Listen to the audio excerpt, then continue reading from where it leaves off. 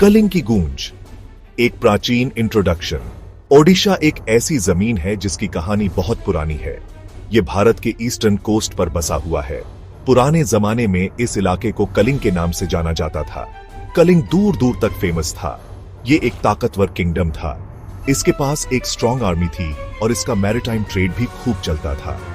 कलिंग के लोग अपनी ब्रेवरी के लिए जाने जाते थे। वो आर्ट्स एंड क्राफ्ट्स में भी माहिर थे। उनकी जमीन उपजाऊ थी और रिसोर्सेज से भरी हुई थी। कलिंग नाम सुनते ही ताकत की इमेजेस मन में आती है। ये एक रिच कल्चरल पास्ट की भी बात करता है। पुराने टेक्स्ट में अक्सर कलिंग का जिक्र मिलता है। महाभारत, जो एक एपिक पोएम है, उसमें कलिंग के बारे में बताया गया है। इसमें कुरुक्षेत्र के महान युद्ध में कलिंग के पार्टिसिपेशन को डिस्क्राइब किया गया है। इससे एंशिएंट इंडिया में कलिंग की इंपॉर्टेंस पता चलती है। किंगडम की अपनी एक अलग पहचान थी। यहाँ के लोग अपनी इंडिपेंडेंस को बहुत प्यार करते थे। हिस्ट्री में इस स्पिरिट की कई बार परीक्षा हुई। एम्परर अशोक से पहले कलिंग एक जबरदस्त ताकत था। ये एक प्रॉस्परस स्टेट था। इसके पोर्ट्स जहाजों से भरे रहते थे। ये जहाज साउथ ईस्ट एशिया जैसे दूर देशों तक जाते थे। इस ट्रेड से कलिंग में दौलत आई। इससे कल्चरल एक्सचेंज भी हुआ। कलिंग का इन्फ्लुएंस समुद्र पार तक फैला। किंगडम पर उसके अपने राजाओं का राज्य था। उन्होंने ताकतवर पड़ोसियों के खिलाफ अपनी सॉवरेंटी बनाए रखी। कलिंग एक ऐसी जमीन थी जो अपनी आजादी को बहुत महत्व देती थी। कलिंग की शुरुआती हिस्ट्री बहुत फैसिनेटिंग है। ये एक फलती फूलती सिविलाइजेशन की कहानी है। ये सिविलाइजेशन अपने जमाने के हिसाब से काफी एडवांस्ड थी। यहाँ वेल प्लान्ड शहर थे और एक स्ट्रॉन्ग एडमिनिस्ट्रेशन था। लोग स्किल्ड आर्टिजन्स थे। उन्होंने खूबसूरत आर्ट एंड आर्किटेक्चर बनाया। कलिंग की शुरुआती कहानी बड़े हिस्टोरिकल इवेंट्स के लिए स्टेज तैयार करती है। ऐसा ही एक इवेंट न सिर्फ कलिंग बल्कि इंडियन हिस्ट्री का रुख भी बदल देगा। ये था कलिंग युद्ध। कलिंग युद्ध लगभग 261 बीसीई के आसपास हुआ था। मौर्य एम्परर अशोक कलिंग को जीतना चाहते थे। कलिंग ही एकमात्र बड़ा किंगडम था जो उनके शासन में नहीं था। अशोक की आर्मी बहुत बड़ी और ताकतवर थी। कलिंग के लोगों ने अपनी जमीन बचाने के लिए बहादुरी से लड़ाई लड़ी। वो अपनी इंडिपेंडेंस खोना नहीं चाहते थे। युद्ध बहुत भयानक और खूनी था। इससे भारी डिस्ट्रक्शन और पीड़ा हुई। कई सोल्जर्स दोनों तरफ मारे गए। कई सिविलियंस की भी जान चली गई। मौत और डिस्ट्रक्शन का स्केल बहुत बड़ा था। अशोक के खुद के इंस्क्रिप्शंस इस हॉरर को डिस्क्राइब करते हैं। लाखों लोग मारे गए और भी कई पकड़े गए और डिपोर्ट कर दिए गए। कलिंग की जमीन तबाह हो गई थी। कहा जाता है कि खून की नदियां बह गई थीं। ये जीत एक भयानक कीमत पर मिली थी। एम्परर अशोक ने बैटलफील्ड का मुआयना किया। उन्होंने वो मौत और पीड़ा देखी जो उनकी वजह से हुई थी। इस दृश्य ने उन्हें अंदर तक अफेक्ट किया। इससे वो पछतावे और दुख से भर गए। कलिंग युद्ध अशोक की लाइफ में एक टर्निंग पॉइंट बन गया। उन्होंने वायलेंस और युद्ध त्याग दिया। उन्होंने धर्म यानी राइचसनेस का रास्ता अपनाया। उन्होंने बुद्धिज्म अपना लिया। बुद्धिज्म ने शांति, कंपैशन और नॉन वायलेंस सिखाया। अशोक ने इन टीचिंग्स को फैलाने का फैसला किया। उन्होंने इंडिया के अलग अलग हिस्सों में मिशनरीज भेजे। उन्होंने दूसरे देशों में भी उन्हें भेजा। श्रीलंका, साउथ ईस्ट एशिया और यहां तक कि ग्रीस तक पहुंचा गया। बुद्धिज्म इस तरह इंडिया की सीमाओं से बहुत दूर तक फैलने लगा। अशोक के ट्रांसफॉर्मेशन का लास्टिंग इंपैक्ट हुआ।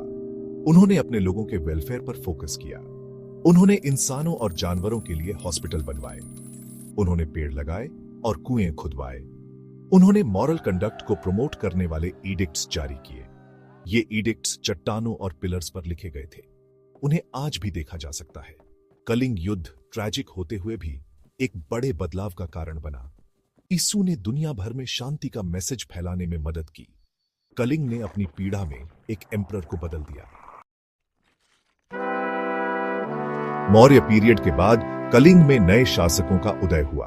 महामेघवाहन डायनेस्टी उभरी। इसके सबसे फेमस राजा खारवेल थे। उन्होंने दूसरी या पहली सेंचुरी बीसीई में शासन किया। खारवेल एक ताकतवर और एम्बिशियस राजा थे। उन्होंने कलिंग की मिलिट्री स्ट्रेंथ को फिर से बहाल किया। उन्होंने कई विजय अभियान चलाए। उदयगिरी केव्स में हाथी गुम्फा इंस्क्रिप्शन उनकी कहानी बताता है। इसमें उनकी जीतों और उनके वेलफेयर एक्टिविटीज का डिटेल है। खारवेल जैन थे, लेकिन वो सभी धर्मों का सम्मान करते थे। बाद में दूसरी इंपॉर्टेंट डायनेस्टीज ने ओडिशा पर शासन किया। भौमकर डायनेस्टी उनमें से एक थी। उन्होंने 8वीं से 10वीं सेंचुरी सीई तक शासन किया। इंटरेस्टिंगली, इस डायनेस्टी में कई रानी शासक थीं। ये रानियां कैपेबल एडमिनिस्ट्रेटर्स थीं। उन्होंने स्टेबिलिटी बनाए रखी और कल्चर को प्रमोट किया। भौमकर बुद्धिज्म के पेट्रन थे। उन्होंने शैविज्म और शैक्टिज्म को भी सपोर्ट किया। उनके शासन में कई टेम्पल्स का कंस्ट्रक्शन हुआ।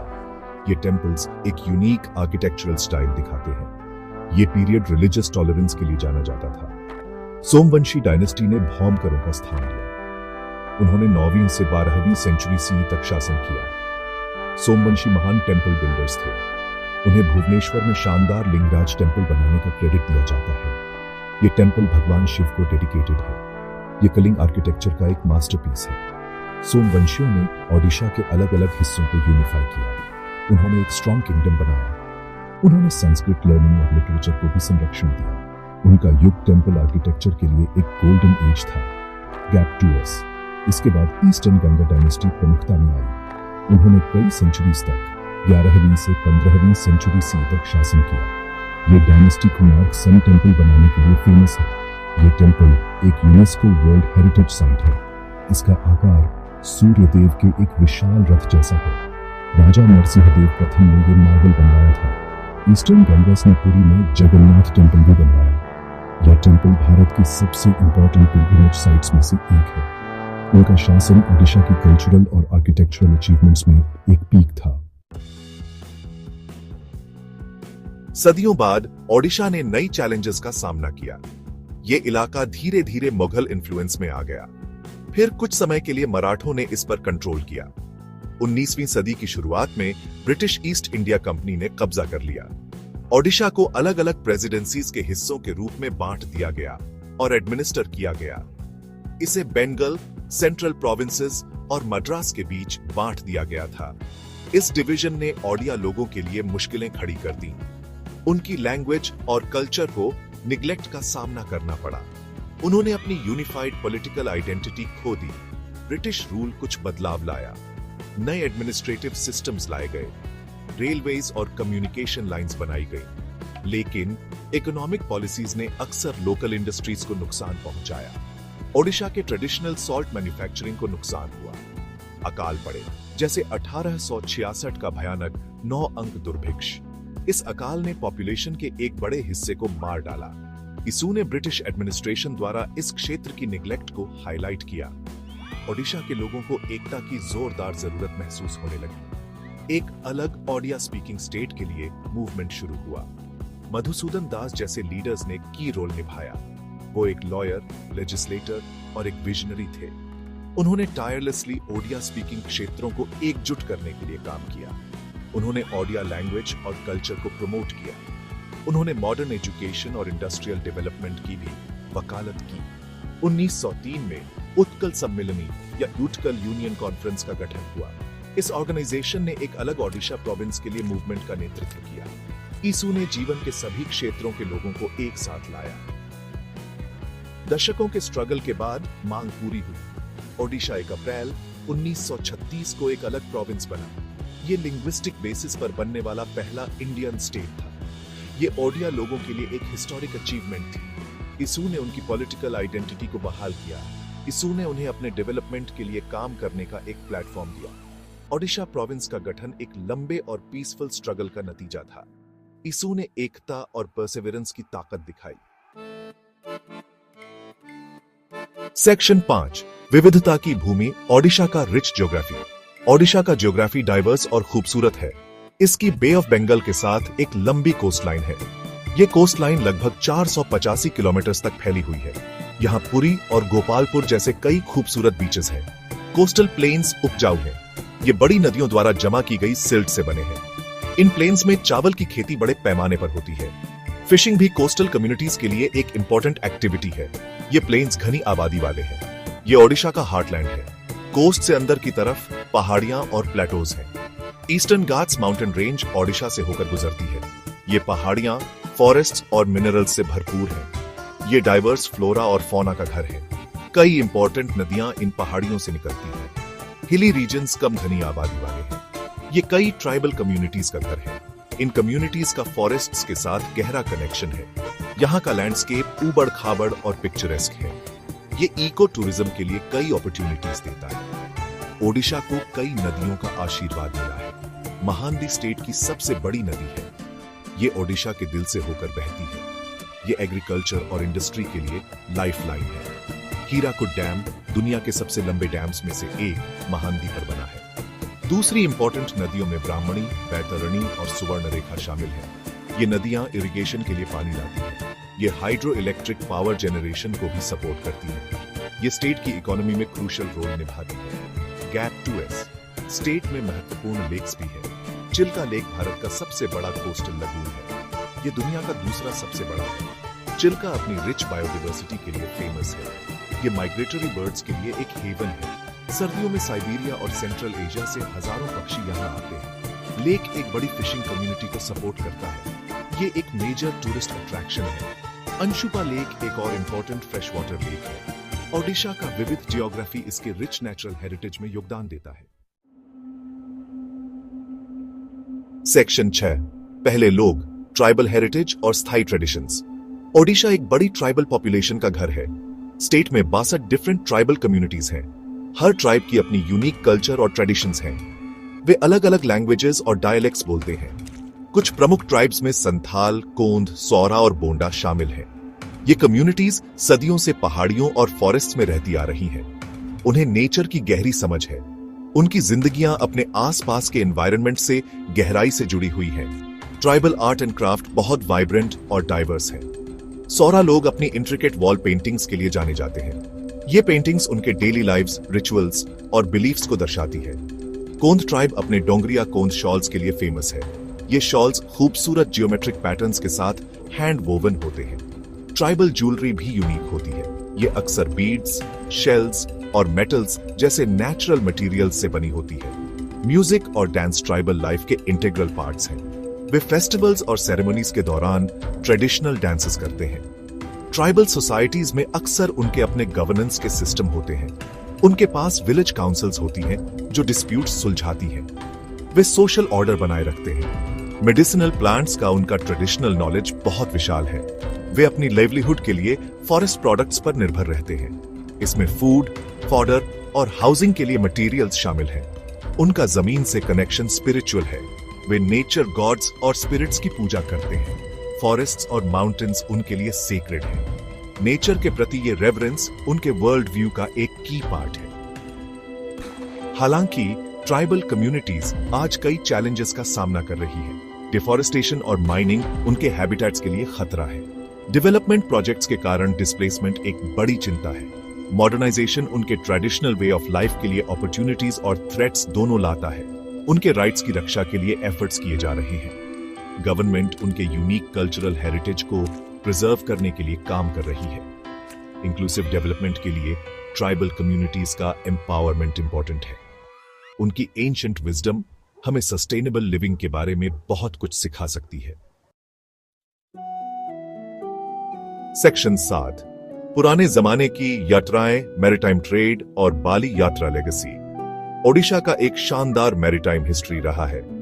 पुराने जमाने में इसे कलिंग के नाम से जाना जाता था। कलिंग में साधब नाम के ब्रेव सीफेयरर्स थे। ये साधब मर्चेंट्स और ट्रेडर्स थे।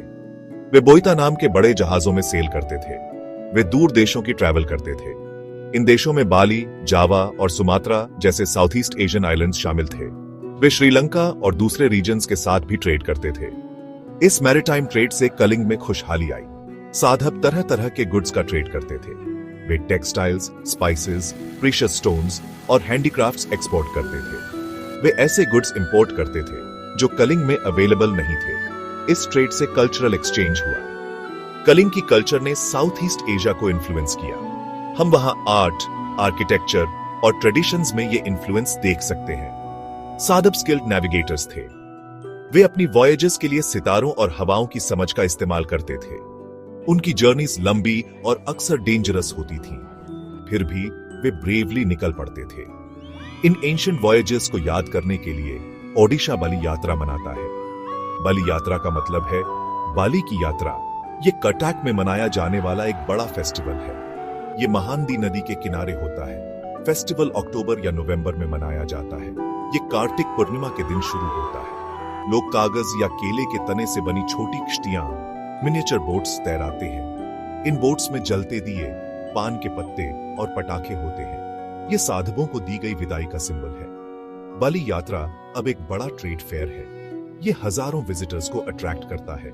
स्टॉल्स पर तरह तरह के गुड्स बिकते हैं। इनमें हैंडीक्राफ्ट्स, टेक्सटाइल्स, फूड आइटम्स और मॉडर्न प्रोडक्ट्स शामिल हैं। कल्चरल प्रोग्राम्स भी ऑर्गेनाइज किए जाते हैं। फेस्टिवल ओडिशा के रिच मैरीटाइम पास्ट की याद को जिंदा रखता है। ये लोगों को उनके एंसेस्टर्स के करेज और एंटरप्राइज की याद दिलाता है। ये एडवेंचर और कॉमर्स की स्पिरिट को सेलिब्रेट करता है। बाली यात्रा ओडिशा के पास्ट और प्रेजेंट के बीच एक वाइब्रेंट लिंक है। ये इसकी सी फेयरिंग ट्रेडिशंस की स्थायी लेगेसी को शोकेस करता है। सेक्शन 8, रेजिलियंस की स्पिरिट, नेचर के प्रकोप पर काबू पाना। बे ऑफ बंगाल पर ओडिशा की लोकेशन इसे वल्नरेबल बनाती है। इसे अक्सर नेचुरल डिजास्टर्स का सामना करना पड़ता है। साइक्लोन्स एक बड़ा खतरा है। स्टेट ने सालों से कई सीवियर साइक्लोन्स का अनुभव किया है। ये साइक्लोन्स बड़े पैमाने पर डैमेज करते हैं। वे घरों, इंफ्रास्ट्रक्चर और क्रॉप्स को डैमेज करते हैं। इनसे जानमाल का भी नुकसान होता है। 1999 का सुपर साइक्लोन खासतौर पर डेवास्टेटिंग था। इससे भारी डिस्ट्रक्शन हुई और कई मौतें हुई। ये इवेंट एक कड़ा सबक था। 1999 के सुपर साइक्लोन के बाद ओडिशा ने सुधार करने का संकल्प लिया।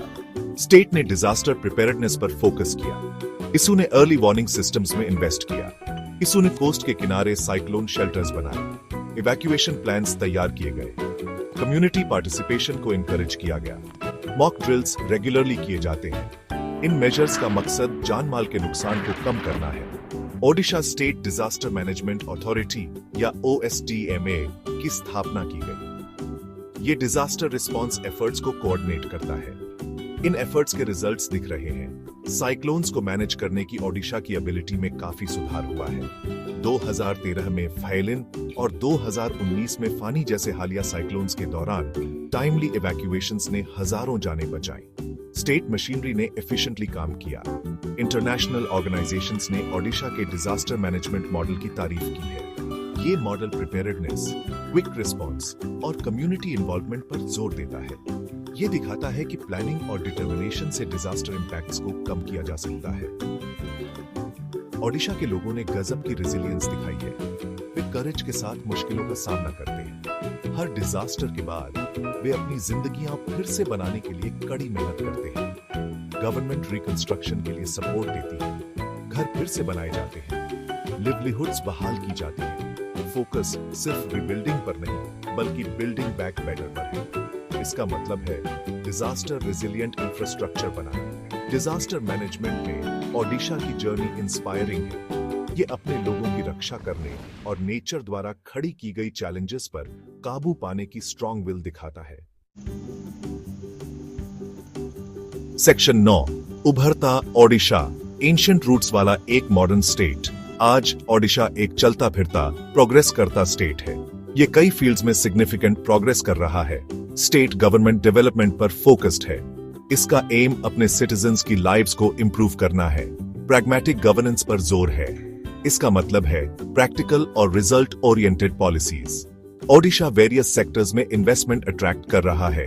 इंडस्ट्री, इंफॉर्मेशन टेक्नोलॉजी और टूरिज्म ग्रोथ के की एरियाज हैं। इससे यूथ के लिए नई जॉब्स और अपॉर्चुनिटीज पैदा होती है। ओडिशा मिनरल रिसोर्सेज से भरपूर है। इन रिसोर्सेज का इस्तेमाल इंडस्ट्रियल डेवलपमेंट के लिए किया जा रहा है, लेकिन स्टेट सस्टेनेबल प्रैक्टिसेस का भी ध्यान रख रहा है। इसका एम इकोनॉमिक ग्रोथ और एनवायरमेंटल प्रोटेक्शन के बीच बैलेंस बनाना है। गवर्नमेंट एजुकेशन और हेल्थ केयर को प्रमोट कर रही है। नए स्कूल्स, कॉलेजेस और हॉस्पिटल्स बनाए जा रहे हैं। Skill development programs young people को एम्प्लॉयबल बनने में मदद कर रहे हैं। स्टेट इंक्लूसिव ग्रोथ सुनिश्चित करने के लिए काम कर रहा है। इसका मतलब है कि डेवलपमेंट के फायदे सोसाइटी के सभी सेक्शंस तक पहुंचे। स्टेट अपने रिच कल्चरल हेरिटेज को संजोए रखना जारी रखे हुए है। एंशिएंट टेम्पल्स को प्रिजर्व किया जा रहा है। ट्रेडिशनल आर्ट्स एंड क्राफ्ट्स को प्रमोट किया जा रहा है। पुरी की रात यात्रा जैसे फेस्टिवल्स लाखों डिवोटीज को अट्रैक्ट करते हैं। ओडिशा की यूनिक आइडेंटिटी गर्व का सोर्स है। गवर्नमेंट टूरिज्म को भी प्रमोट कर रही है। ये दुनिया को ओडिशा की नेचुरल ब्यूटी और हिस्टोरिकल साइट्स दिखाना चाहती है। इससे स्टेट की इकोनॉमी को बूस्ट मिलेगा और ज्यादा एम्प्लॉयमेंट पैदा होगा। एंशिएंट कलिंग से एक मॉडर्न स्टेट तक ओडिशा की जर्नी रिमार्केबल है। ये रेजिलियंस, कल्चरल रिचनेस और प्रोग्रेस की कहानी है। स्टेट ने अपनी लंबी हिस्ट्री में कई चैलेंजेस का सामना किया है। ईसु ने हमेशा डिटर्मिनेशन के साथ उन पर काबू पाया है। ओडिशा आज कॉन्फिडेंस के साथ फ्यूचर की ओर देख रहा है। ये अपनी स्ट्रेंथ्स पर बिल्ड कर रहा है। ये अपनी एंशिएंट विजडम और मॉडर्न कैपेबिलिटीज का फायदा उठा रहा है। गवर्नेंस और डेवलपमेंट का प्रैग्मेटिक अप्रोच ओडिशा के लोगों के लिए एक ब्राइट फ्यूचर का वादा करता है। कलिंग की भूमि अपनी आगे की यात्रा जारी रखे हुए है।